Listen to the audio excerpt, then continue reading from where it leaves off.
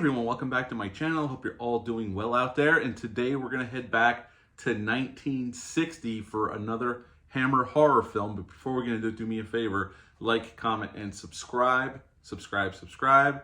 Join me here. I greatly would appreciate that. Also, as always, a shameless plug for my TeePublic store. I'll leave a link for that in the description box below. And yes, like I said, we're going back to 1960 for The Brides of Dracula. It's in this 8-film set, Blu-ray set of Hammer horror. I'm going to be making my way through this set for the Halloween season, and this is next one up after Horror of Dracula 1958. And Terence Fisher was back to direct this film, just like he directed Horror of Dracula 2 years earlier. This one came out September 5th of 1960.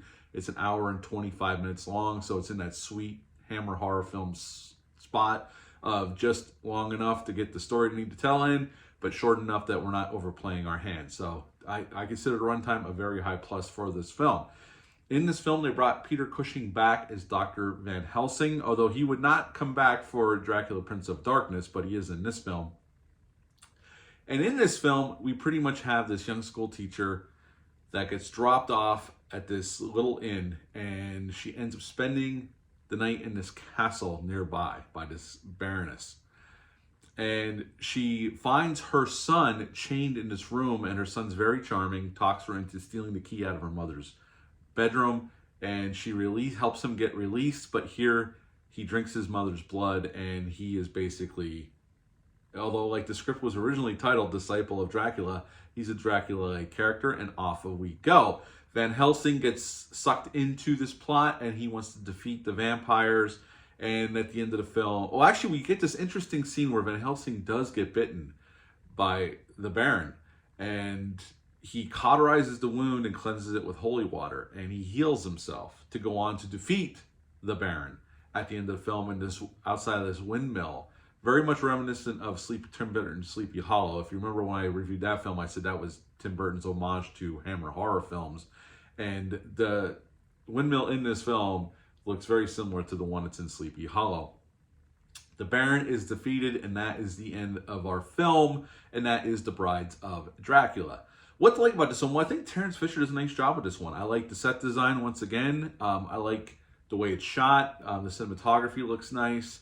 It's not overly violent here. I mean, these films weren't overly violent. This one certainly is not. We do get a little bit of blood here and there, but it's not crazy gore or anything. This was 1960 after all. I think the acting's pretty good. Peter Cushing is awesome here as Dr. Van Helsing, once again, as he was in Horror of Dracula.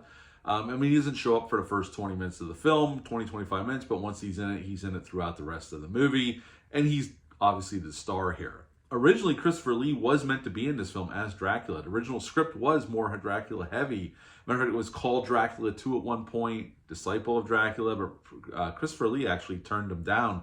He didn't want to be pigeonholed as Dracula, although he would obviously come back to play Dracula once again in Dracula, Prince of Darkness for Hammer a couple of years after this. But at the time, he didn't want to be stuck playing Dracula for the rest of his career, so he did turn them down, and they rewrote the script to bring in this Baron monster, this Baron character to take over for Dracula as well.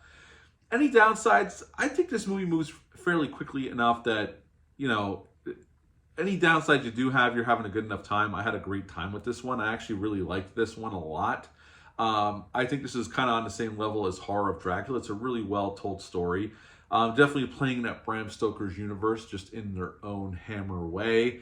You know, the effects, there's a bad effect. It looks, you know, for the time, it looks fine.